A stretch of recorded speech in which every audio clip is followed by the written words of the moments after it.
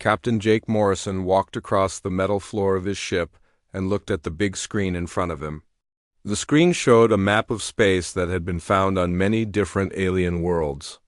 Every single map from every alien race had the same strange thing about it.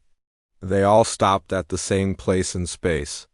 Beyond that line was nothing but empty blackness on every map.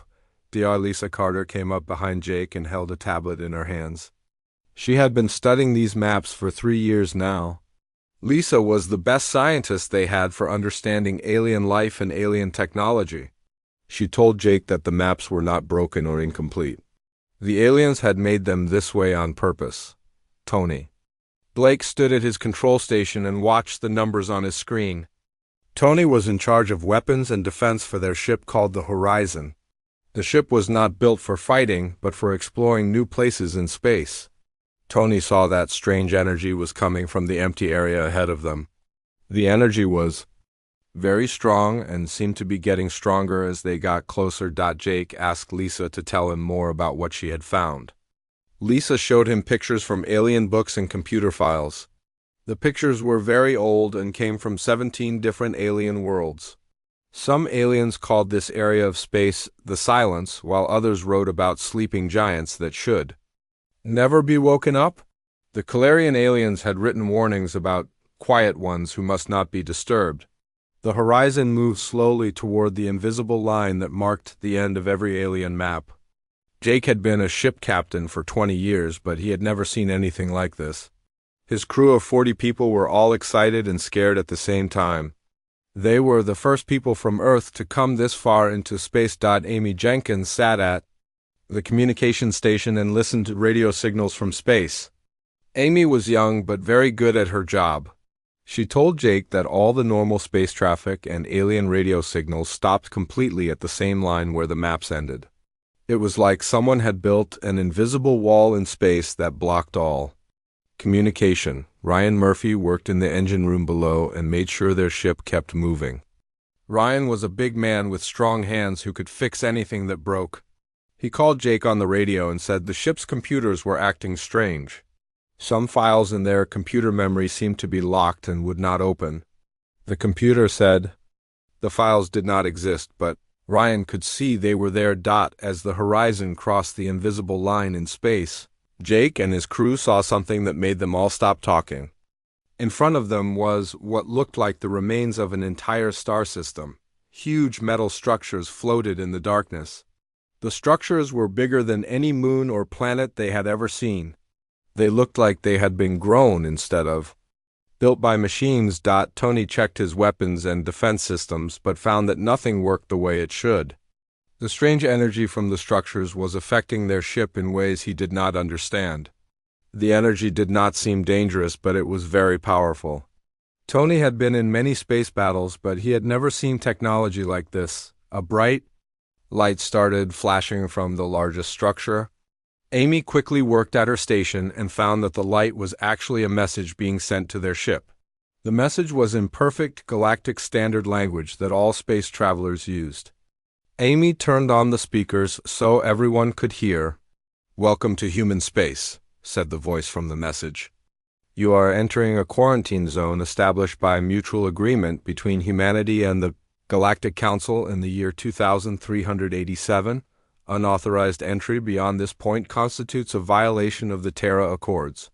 Please state your business or return to Council space immediately." Jake looked at his crew and saw the same confusion on their faces that he felt. Lisa dropped her tablet and stared at the speaker.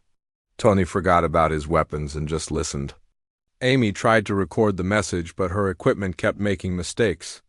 Ryan came up from the engine room to hear better. The message kept repeating every few minutes. Each time it said the same thing about human space and the Terra Accords and the Galactic Council.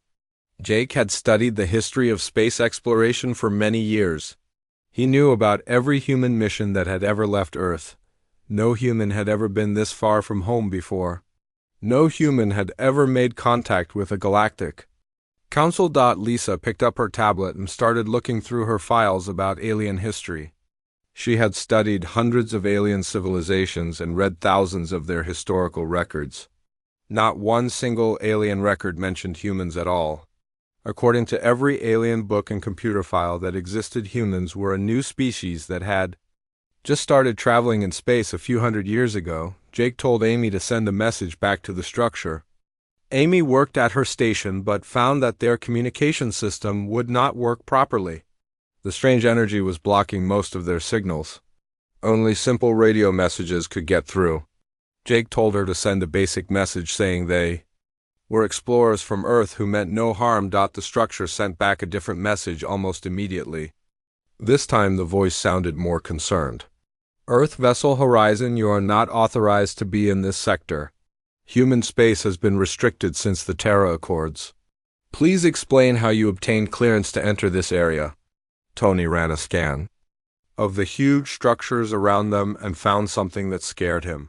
The structures were not just floating in space. They were connected by invisible energy fields that created a network covering the entire area. The network was so big it could protect or control hundreds of star systems at once. Jake made a decision that would change everything for his crew. Instead of turning around and going back to safe space, he told Ryan to move the ship deeper into human space. He had to know the truth about these structures and about humans who seemed to exist in a history that no one remembered. The horizon moved forward into the unknown while strange voices from the past called out warnings that no one alive knew how to understand. 3 days passed as the horizon moved deeper into the strange area of space that the voice called human space. Jake Morrison had not slept well since they crossed the invisible line. Every few hours the warning message would play again, asking them to state their business or leave immediately. Jake kept telling Amy Jenkins to send replies, but the responses they got back made no sense. Ryan Murphy spent most of his time in the computer room trying to understand what was happening to their ship's memory banks. Ryan was good with computers and machines, but what he found scared him. Their ship's computer had thousands of files that were locked away and hidden. The computer acted like these files did not exist, but Ryan could prove they were there. Taking up space.dr, Lisa Carter worked with Ryan to try to unlock the hidden files. Lisa was smart and knew how to work with alien technology. Together they found a way to trick the computer into showing them some of the locked files. What they saw made them call Jake down to the computer room right away. The first file they opened was a video recording of a human ship captain talking to aliens that Lisa had never seen before. The captain spoke perfect galactic standard and seemed to know the aliens very well. In the video, the aliens called the human captain Mediator and asked for help stopping a war between two other alien species. Jake watched the video twice before he could believe what he was seeing. The human captain wore a uniform that looked almost like the ones Earth ships use now, but different in small ways. The date on the video was over 500 years ago. According to Earth history, no human had ever left the solar system 500 years ago. Amy came down to see what they had found and nearly dropped her communication equipment when she saw the video. Amy had studied every first contact record that Earth had with alien species. The first alien contact was supposed to be only 50 years ago when the Zephyrian traders found Earth, but this video showed humans talking to aliens like old friends hundreds of years earlier. Tony Blake joined them in the computer room and watched as they opened more hidden files. Tony was a military man, and he understood what he was seeing in the tactical reports. The files showed human ships working with alien fleets to stop wars and keep peace across huge areas of space. The humans seemed to be in charge of something called the Great Pacification. Lisa found star maps in the hidden files that showed the galaxy as it looked 500 years ago. The maps were covered with red areas that marked active war zones between different alien species. Then the map showed how the red areas got smaller and smaller over 50 years until the entire galaxy was marked in blue for peaceful space. Ryan discovered technical files that made his head hurt to read. The files described human technology that was far beyond anything he had ever seen. Human ships could travel between stars instantly. Human weapons could disable enemy ships without killing anyone inside. Human computers could translate any alien language in seconds. Jake found the most disturbing file buried deep in the military records. It was labeled Defensive Response Protocol Omega, and it came with warnings that made his hands shake. The file described what would happen if any species tried to attack human ships or human space. Jake could not understand all the technical details, but the casualty numbers were clear. Entire alien fleets had been defeated in minutes without a single human ship being destroyed. Amy opened communication logs that showed humans talking to the leaders of every major alien government in the galaxy. The humans were not just explorers or traders. They were keeping peace between species that had been fighting for thousands of years. The aliens seemed to respect and fear human power at the same time. Tony found weapons, specifications that should have been impossible. Human ships carried devices that could control gravity and time and space itself. But the most amazing thing was that most of the time humans never used these weapons.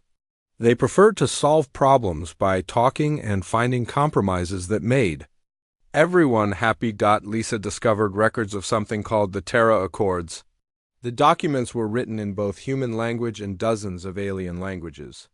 The Terra Accords seemed to be an agreement where humans promised to leave the galaxy alone and let the aliens govern themselves. In return, the aliens agreed to forget that humans existed and never enter human space without permission. Ryan found the reason why their ship's computer had hidden all these files. There was a program installed in every Earth ship that would automatically lock away any information about humanity's past contact with aliens. The program was supposed to activate if a ship ever got close to human space. The program was designed to protect both humans and aliens from dangerous knowledge. Jake read through emergency protocols that had been installed in their ship without anyone knowing. If they encountered human ships or human technology, they were supposed to follow orders without question. If they witnessed human military action, they were supposed to report it only to specific people back on Earth. If they learned about the Terra Accords, they were supposed to understand that breaking the agreement could start a war that would destroy the galaxy. Amy made a frightening discovery in the communication files. Every few years, alien ships would accidentally enter human space just like the Horizon had done. Most of these ships were sent back safely with their memories wiped clean.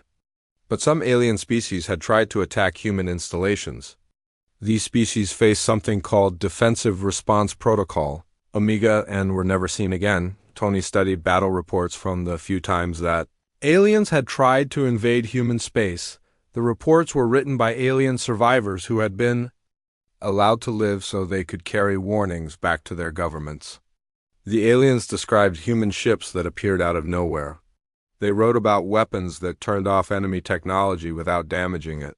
They told stories about being captured and treated kindly by humans who seemed sad about having to fight. At all. Lisa found medical records showing that humans lived much longer than anyone on Earth believed. The human mediators in the old videos appeared in files covering hundreds of years. Some humans seemed to live for over 1,000 years, but still looked young and healthy. Human technology had made them almost immortal. Ryan discovered the most secret file of all hidden in the ship's emergency systems. The file contained current information about what was happening in human space right now. Thousands of human ships patrolled the borders watching for threats. Millions of humans lived on planets and space stations that had been hidden from the galaxy for centuries. Human civilization was far bigger and more advanced than Earth had ever imagined. Jake made the decision to keep reading the hidden files even though he knew it was dangerous. His crew had already learned too much to turn back now. The truth about humanity's real place in the galaxy was too important to ignore. But as they worked through the night to unlock more secrets, their sensors detected something that made them all stop what they were doing. A massive alien fleet was approaching human space, and the warning beacons were broadcasting emergency messages in languages that the computer could not translate. Fleet Admiral Zexhai stood on the command bridge of his flagship and looked at the reports his science teams had brought him. The Valtheran Empire was the strongest military force in 3 sectors of space, and Zexhai was their most successful commander. He had conquered 40 star systems in his career and had never lost a battle. When his scouts reported finding an area of space filled with ancient technology and no defending armies, he saw a chance to claim the greatest prize of his life. The science reports showed massive structures floating in empty space beyond the edge of all known star maps. The structures appeared to be incredibly old and contained technology far beyond what any known species could build. Best of all, the area seemed to be claimed by some primitive species called humans that no one in the Valtheran government had ever heard of before. Zexai gathered his fleet of 200 warships and prepared for what he expected to be an easy victory. His intelligence officers told him that humans were a young species that had only recently learned to travel between stars. They had no advanced weapons and no experience in space warfare. The ancient technology they seemed to control must have been left behind by some extinct civilization that the humans had stumbled upon by accident on board the Horizon. Captain Jake Morrison watched his sensors as the Valtheran fleet approached. The boundary of human space. The warning beacons were sending urgent messages in the Valtheran language telling the fleet to stop and request permission before entering. Jake could see from his readings that the alien ships were heavily armed and moving in attack formation. Dr. Lisa Carter worked frantically to decode more of the hidden files in their computer system. She had found references to something called Defensive Response Protocol Omega, but the technical details were locked behind security systems she could not break. The files that she could read made it clear that violating human space was extremely dangerous for any alien species. Tony Blake monitored the Valtheran fleet and counted their weapon systems. The alien ships carried enough firepower to destroy entire planets. Tony had served in the Earth military for 15 years, and he knew a battle fleet when he saw one. The Valtharans were not coming to explore or negotiate. They were coming to take whatever they wanted by force. Admiral Zexai received the warning messages from the boundary beacons, but ignored them completely. He ordered his communications officers to jam all signals coming from the human installations. His plan was simple. He would destroy any resistance quickly and claim the ancient technology for the Valtheran Empire. If humans tried to fight back, his overwhelming firepower would crush them before they could call for help. Amy Jenkins tried to contact the Valtheran fleet directly to warn them about what might happen if they entered human space. Her messages were blocked by the jamming systems the aliens were using. Amy could only watch as the 200 enemy ships crossed the invisible line that marked the beginning of human space. Ryan Murphy detected massive energy buildups from installations throughout the sector as soon as the Valtheran fleet crossed the boundary. The structures that they had thought were ancient monuments were actually some kind of defense network, and it was powering up in response to the invasion. Ryan had never seen energy readings this high from any technology that humans on Earth possessed. Zexai saw the energy buildups on his own sensors, but dismissed them as the desperate attempts of a primitive species to frighten his superior forces. He had faced ancient automated defenses before and knew how to deal with them. His ships were shielded against energy weapons, and his tactics had been proven in dozens of successful campaigns. Jake Morrison tried one last time to warn the Valtheran commander about the danger he was facing. Jake sent a message on an emergency frequency that could not be jammed, telling Zexai that he was making a terrible mistake. Jake explained that the humans controlling this area of space were far more dangerous than they appeared, and that attacking them would bring consequences beyond imagination. Zexai responded to Jake's warning with threats and demands for surrender. He told Jake that his intelligence reports indicated humans were a weak species that had found technology they did not understand how to use properly. The Valtheran Empire would take control of the ancient devices and find better uses for them. Any humans who cooperated would be allowed to live as servants of the Empire. Lisa Carter found a file that made her blood run cold as she read the casualty reports from previous violations of human space. The Korathian Republic had sent a fleet of 50 ships into human space 12 years ago. All 50 ships had been captured within minutes, and their crews had been returned to Korathian space with a message warning their government never to try again. The hegemony of Zell had attempted A full invasion with 500 ships 30 years ago. Every ship had been disabled and dragged to the border, where the crews were released with their weapons permanently removed. Blake watched as space itself began to change around the human installations. His sensors registered gravitational anomalies that should not have been possible. The laws of physics seemed to be bending in ways that his instruments could not properly measure. Whatever technology the humans possessed, it was far beyond anything that existed in known science. Admiral HFY ordered his fleet to target the largest human installation and prepare to fire all weapons. He had grown tired of the warnings and the strange energy readings. The time for threats was over.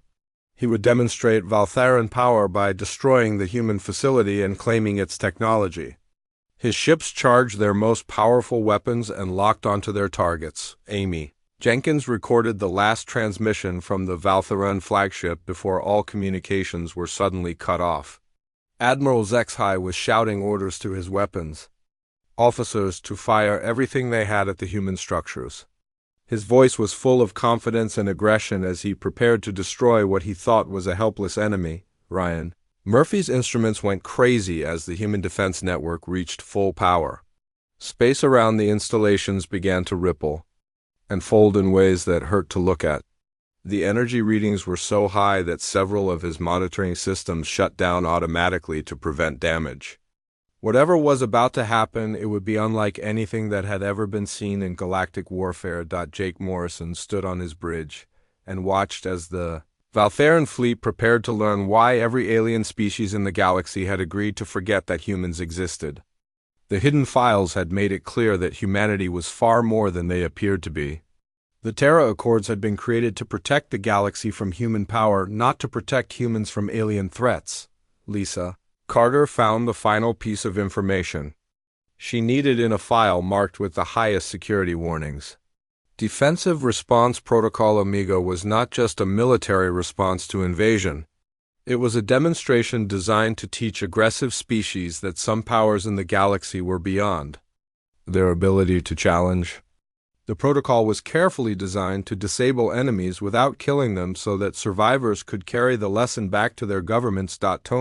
Blake counted down the seconds until the Valtharan fleet opened fire on the human installation.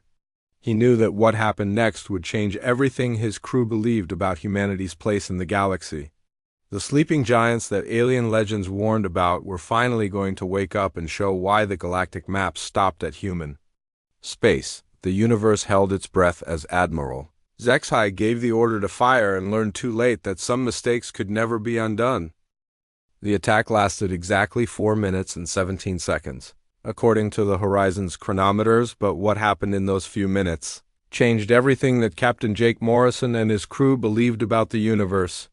When Admiral HFY gave the order for his 200 ships to fire their weapons at the human installation, the result was not what anyone expected. The Valtharan weapons fired perfectly, and their energy beams shot toward the human structures at the speed of light. But as the beams got close to their targets, something impossible happened. The energy weapons simply stopped working. The deadly beams turned into harmless light shows that created beautiful patterns in space, but could not damage anything at all. Dr. Lisa Carter watched through the Horizon sensors as space around the human installations began to fold and twist in ways that should not have been possible according to any known science. The massive structures that they had thought were monuments started to move and change shape. What had looked like ancient ruins revealed themselves to be the most advanced technology anyone had ever seen.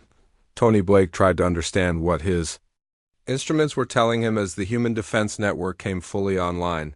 Gravitational fields appeared out of nowhere and caught the Valtharan ships like insects in invisible webs. The alien vessels found themselves unable to move or maneuver as forces beyond their comprehension held them in perfect position. Admiral HFY screamed orders at his crew as his flagship, the Conqueror of Worlds, found itself trapped in a field that made all of their engines useless. His weapons officers reported that their targeting systems were malfunctioning and their energy cannons were only producing pretty colors instead of destructive beams. The most powerful warship in the Valtharan fleet had become as helpless as a child's toy. Amy Jenkins intercepted communications between the Valtharan ships as their crews tried to understand what was happening to them. Panic filled the alien voices as ship after ship reported total system failures. Their weapons would not fire, their engines would not move, and their shields had become completely transparent. 200 of the galaxy's most feared warships had been reduced to floating metal boxes in less than 5 minutes. Ryan Murphy recorded energy readings that broke every scale his instruments possessed. The Human Defense Network was operating on principles that made physics textbooks seem like children's stories. Space itself was being controlled and manipulated as if it were nothing more than clay in the hands of an artist. The technology required to achieve such effects was beyond anything that should have been possible. Jake Morrison watched in amazement as small human ships began to appear around each captured Valtharan vessel. The human ships seemed to materialize out of empty space as if they had been hiding in dimensions that normal sensors could not detect. The ships were sleek and beautiful and moved through space with impossible grace and speed. Teams of humans in advanced spacesuits began boarding the disabled Valtharan ships. Lisa Carter monitored their activities and found that the humans were not killing or torturing their prisoners. Instead, they were providing medical care to injured aliens and making sure that all the captured crews had adequate life support and food. The humans treated their enemies with kindness, even though the aliens had come to destroy them. Tony Blake listened to communications between the human boarding teams and was surprised by how calm and professional they sounded. There was no anger in their voices and no desire for revenge against the aliens who had tried to kill them. The humans spoke to each other like people doing a job they had done many times before. This was clearly not the first time that aliens had made the mistake of attacking human space. Admiral Zexhai found himself face-to-face with a human boarding team leader who spoke perfect Valtharan and seemed to know more about Valtharan military technology than Zexhai himself did. The human examined the alien admiral like a doctor studying an interesting medical case. There was no hatred in the human's eyes, but there was a sadness that suggested disappointment rather than anger. Amy Jenkins recorded the systematic way that human engineering teams dismantled the Valtharan weapon systems. The humans did not destroy the alien technology, but instead carefully removed every component that could be used for warfare. They left the life support systems and basic navigation equipment intact, but made sure that the ships could never again threaten anyone. The work was done with surgical precision and took less than 2 hours to complete. Ryan Murphy analyzed the human ships and found technology that should not have existed in the known universe.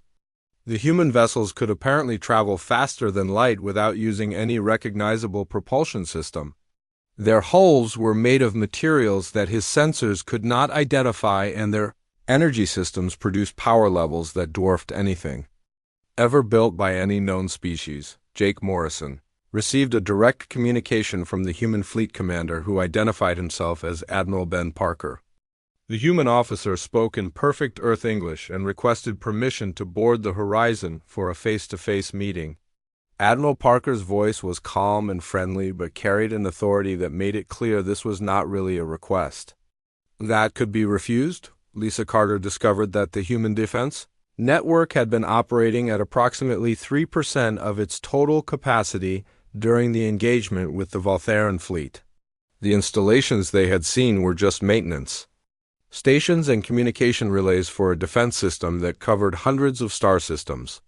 If the humans had wanted to destroy the alien fleet instead of just disabling it, the battle would have lasted seconds instead of minutes. Tony Blake watched as the captured Valtharan ships were gently moved into formation for their escort back to Council space. Each alien vessel was assigned a human escort ship that would make sure they reached the border safely. Admiral Zexhai and his crews were being given a choice. They could return home immediately with a message for their government, or they could be taken to a neutral station, where they could contact their embassy. Admiral Parker appeared on all communication frequencies with a message for the defeated Valtharan forces. He spoke in perfect Valtharan dialect and explained that they had violated a treaty that had been established for the protection of all galactic species. He offered them medical care for their wounded and repairs for their life support systems. He also offered them something that surprised everyone who heard it. He offered them forgiveness. Amy Jenkins translated the Admiral's message and found that it contained no threats or demands for surrender. Admiral Parker simply explained that the Valthyrans had made a mistake by entering human space without permission. He told them that this mistake would be overlooked if they agreed to carry a message back to their government explaining what had happened and why it must never happen again. Ryan Murphy calculated the scope of what they had witnessed and realized that humanity possessed power that could reshape the galaxy if they chose to use it. The fact that they had chosen not to use that power except in self-defense suggested a level of restraint and wisdom that was almost incomprehensible. The humans could have conquered every alien species in the galaxy, but instead they had chosen to hide and let others govern themselves. Jake Morrison prepared to meet Admiral Parker and learn the truth about humanity's real place in the universe. The demonstration was over and the Valthyran threat had been neutralized without a single death on either side. But Jake knew that what he had seen was just the beginning. The humans had shown a tiny fraction of their capabilities, and now they were going to explain why they had hidden those capabilities from the galaxy for so long. The small human shuttle approached the horizon, carrying answers to questions that would change everything Jake and his crew thought they knew about their own species. Admiral Ben Parker stepped aboard the Horizon through an airlock that seemed to bend space around itself as his shuttle docked with their ship. Jake Morrison had expected to meet someone who looked like a superhuman warrior or an ancient alien.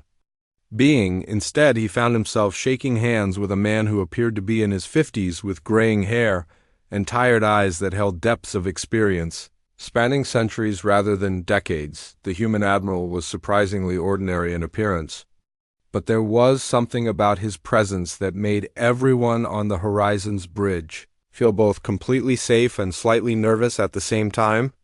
Admiral Parker greeted each crew member by name, even though they had never met before. He spoke to them with genuine warmth and asked permission to answer their questions about what they had witnessed. Dr. Lisa Carter was the first to speak, and she asked Admiral Parker about the hidden archives and the apparent erasure of human history from galactic records.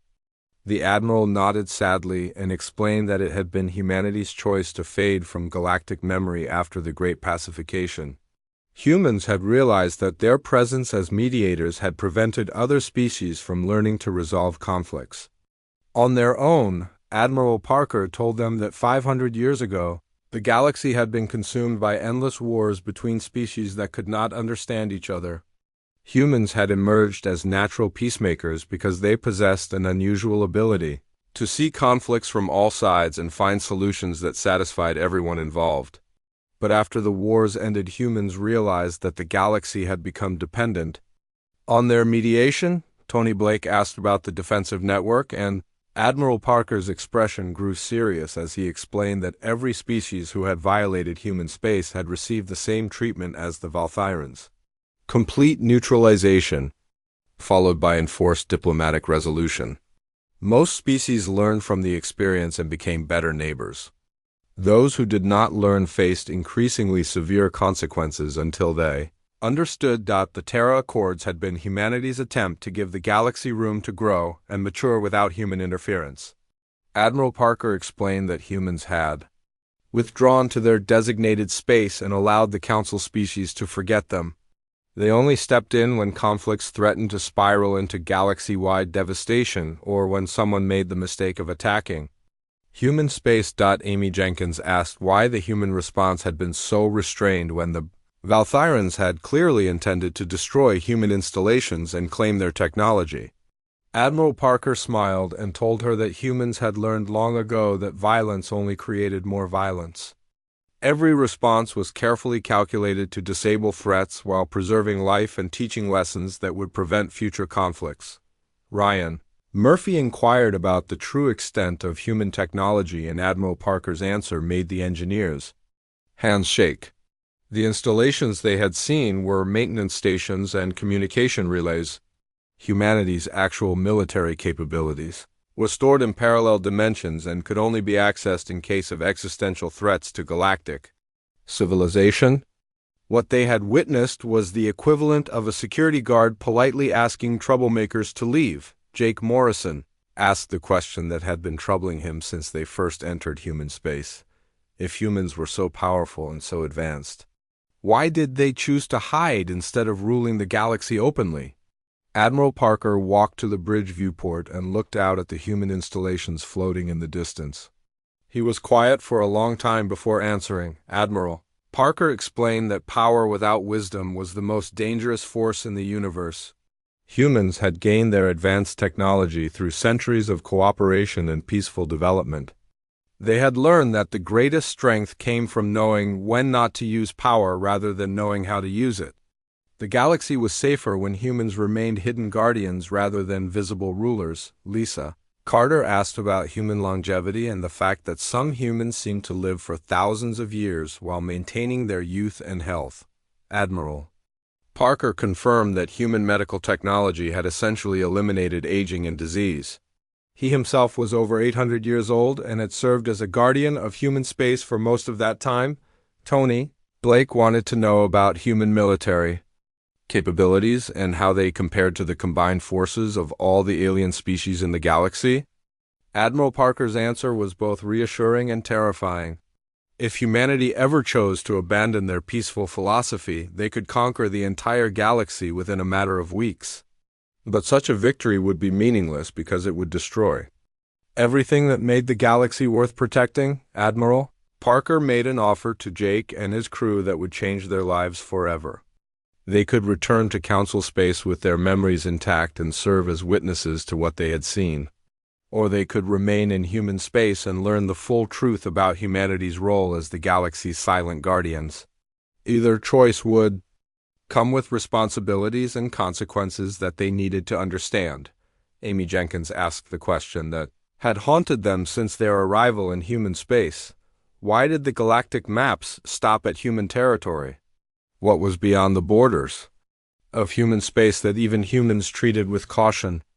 Admiral Parker's smile faded as he prepared to reveal the most carefully guarded secret in the galaxy. Beyond human space lay the realm of the predecessors, the ancient civilization that had seeded the galaxy with life billions of years ago and then vanished without explanation.